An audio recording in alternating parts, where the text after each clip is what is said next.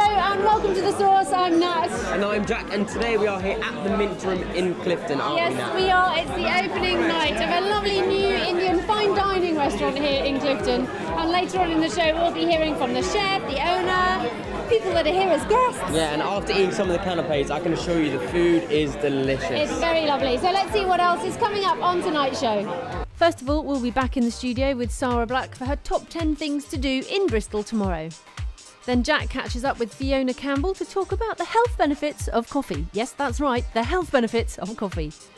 Then after the break, we'll be here in Clifton for the opening of the Mint Room.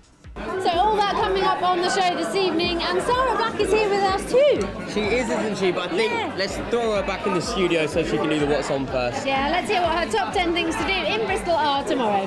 Hey there people, hi, it's me, Sarah Black, and here's your What's On guide for Bristol.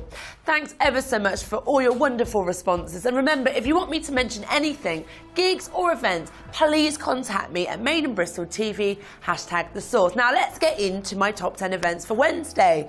Now the Big Chill Bar, We Love Wednesday, Felix J will be playing the best hip hop sounds in town with a bit of a midweek rave thing going on. Now this starts at 8 o'clock and finishes at 2. Now Mr. Wolf's, which is just off Corn Street, is hosting its weekly open mic night. Now there's complimentary beer and food for all the performers. How cool is that? The doors open at 8, get on down and why don't you showcase your talent? The Syndicate are holding the biggest student night in this city this Wednesday. Now they're playing the best music around. Now check out their Facebook for more details. Steak night at the Rummer Hotel. Now this starts at 6 o'clock and goes through till 10. There's plenty of options and food available, but this gets very popular, so you will need to book. Down at the Tunnel at Temple Meads, Buddy Winnington starts at 7:30 down there. Now the tickets are at £7 and you can actually get them on the door. The Love Inn in Stokes Croft. Now Crate Digging is playing and it's live music and it starts at 7 o'clock, and best of all guys, it's free. Moving on to the Tobacco Factory. Now, Radiant Vermin is still playing, and it goes on to the 7th of March. Now, this is a dark satanical comedy, and it's quite actually very clever. Now, the tickets start at £9 and go on to 13. Check out their website for more details. Every Wednesday, there is swing and dance down at the Steam Crane. Now, this starts at 8 o'clock and it's situated on North Street. It's a great way of meeting new people and have some fun. Now, you can be experienced dancer or a complete beginner. All are welcome. Check them out. Moving on to the Colston Hall. Now, Joan Armour Trading is playing. The tickets are priced at £30.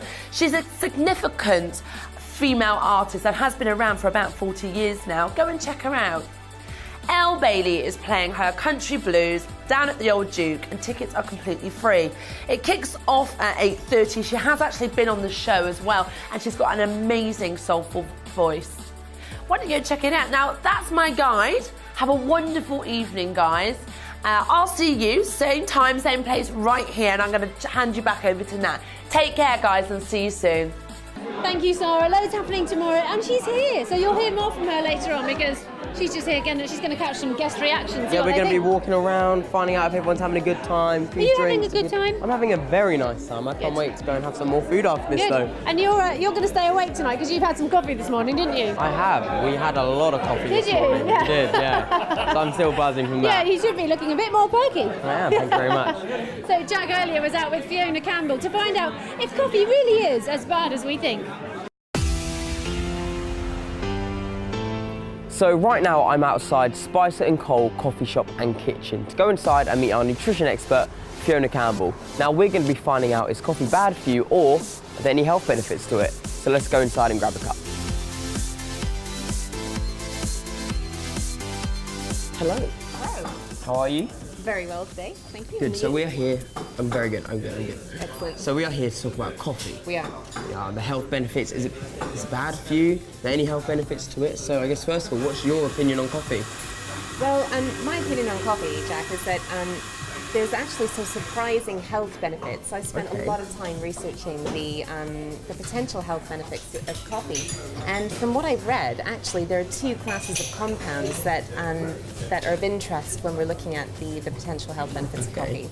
So, where caffeine is concerned, surprisingly, it's not as dehydrating as we thought. An Australian sports study showed that diuretic effect is actually quite negligible, and especially when we exercise. And we all know that caffeine has that lifting, mood elevating, gives us energy and helps us concentrate a little better. In moderate amounts, that's fine. But in large amounts, it's not so good for us. So you shouldn't be drinking too much coffee every day. Yeah, exactly. So in moderate amounts, coffee can actually be good for you. Now, on the sleep front, I normally say to people, well, actually, if you're having trouble sleeping, or if you're stressed, or otherwise wired and tired, then the best thing to do is to drink 1 to 2 cups of coffee a day, and limit that to mid-morning and not drink it after lunchtime, because the caffeine can stay in your system for up to 48 hours. It's a long time. Yeah. That is a long time. Yeah. So how much coffee, so you say to drink 1 to 2 cups a day? Yeah, that's what the research is suggesting. So the other class of compounds that's really interesting is called chlorogenic acids. And these acids are linked with a reduced risk of some cancers.